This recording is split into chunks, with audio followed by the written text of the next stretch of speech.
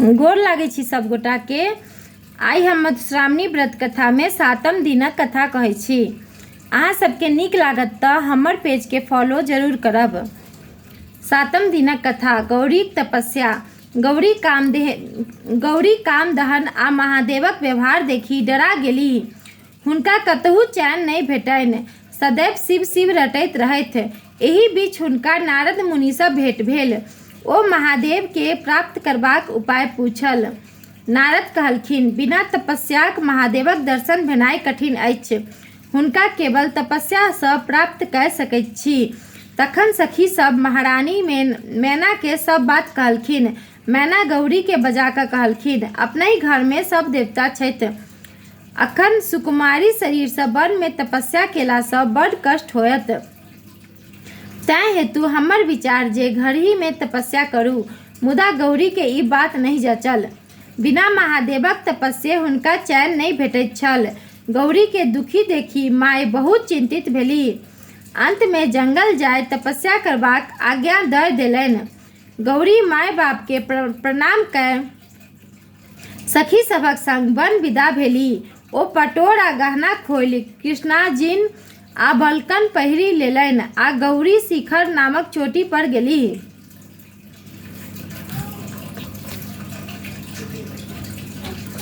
फल फूल सँ लदल मनोरम स्थान के देखि ओ ओकरा साफ कऽ तपस्याक वेदी बनाओल। ओहि पर बैसी ओ कठिन तपस्या आरंभ केलखिन। गर्मी मास में चारू कात धूनि लगा कऽ सूर्यक दिस तपस्या करैथ।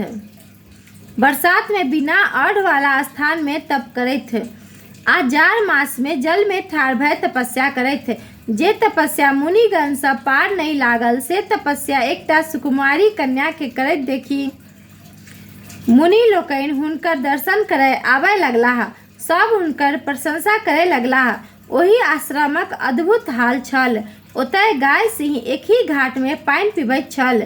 गौरीक तपस्याक प्रताप सँ कैलाश ओ गौरी शिखर में कोनो अंतर नहीं रहल। गौरी सँ प्रभावित भऽ ऋषि मुनि सब नारदक संग महादेवक ओतय गेलाह। हुनका सब विनम्र भऽ कहलखिन, हे महादेव, गौरी तऽ एहन तपस्या कऽ रहल छथि जेहन आइ तक ने कियो कयलक आ ने आगू कियो कऽ सकत। आबू अपने हुनका पर प्रसन्न भऽ हमरा लोकनिक काज करियौक। महादेव कहल, गौरी अपन तपस्या सँ हमरा प्रसन्न कऽ देलनि। आब हुनकर मनोरथक पूर्ति हम करब। अहाँ लोकनि जाइत जाउ, अहाँ सभक काज अनायासे भऽ जायत। महादेव बूढ़ बाबाजीक रूप धऽ गौरीक तपस्याक स्थान पर गेलाह। बाबाजीक रूप के देखि गौरी हुनकर स्वागत सत्कार केलखिन। बाबाजी प्रसन्न भऽ हुनका पुछलखिन जे कोनो तरहक बिंदु बाधा तऽ नहीं अछि। इहो पुछलखिन जे कोन कामना सँ एतेक पैघ तपस्या करैत छी। गौरी अपने किछु उत्तर नहीं दऽ अपन सखी के इशारा केलनि। ओ कहलखिन जे हमर सखी महादेव सँ विवाह करबाक कामना सँ तपस्या कऽ रहल छथि।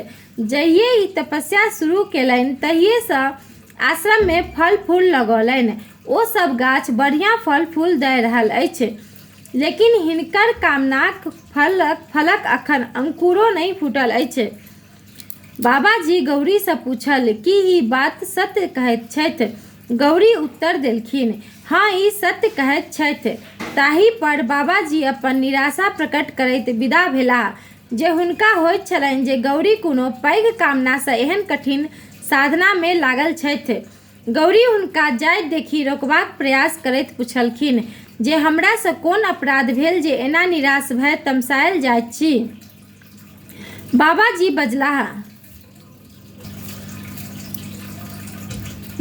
बजलाह, अहाँ हमर अपराध नहीं कऽ अपन हानि कऽ रहलहुँ अछि।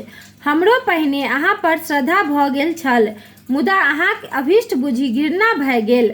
अहाँ असरफी बेचि माटि कीनऽ चाहैत छी, हाथीक सवारी छोड़ि बरद पर चढ़य चाहैत छी, सूर्यक प्रकाश छोड़ि भगजोगनीक इजोत में रहय चाहैत छी, कोठा सोफा त्यागी मरघट में दिन बिताबय चाहैत छी, कतय सर्वसम्पन्न इंद्रादि देवता आ कतय भिखमंगा महादेव। अहाँ सन सुकुमारी आ परम सुंदरी के ओही बूढ़ भिखमंगा महादेव जोड़ी केहन लागत। अहाँ एहन चंद्रमा सन मुँह आ महादेवक दाढ़ी मोछ वाला मुँह, अहाँ कमल सन आँखि आ हुनकर 3टा आँखि, अहाँक हाथ में फूलक बेनी आ हुनकर माथ आ देह में छाउर, अहाँक शरीर में सोनाक गहना, हुनका शरीर में साँप लपेटल आ गर्दनी में मुंडक माला।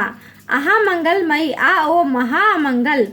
अहाँ महाराज हिमालयक बेटी आ ओ कक्कर संतान छथि से ओहो नहीं जनैत छथि। धनिक तेहन छथि जे देह पर लत्ता मात्र नदारत।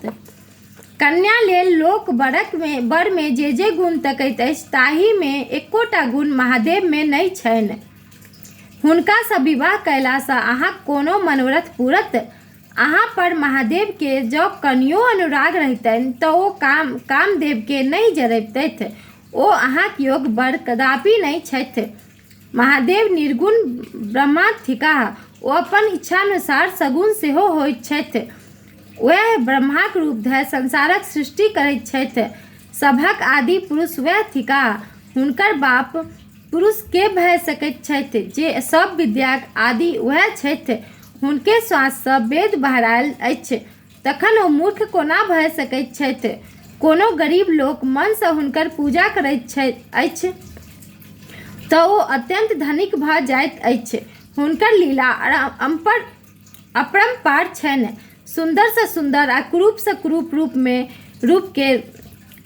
हुनके रूप छनि।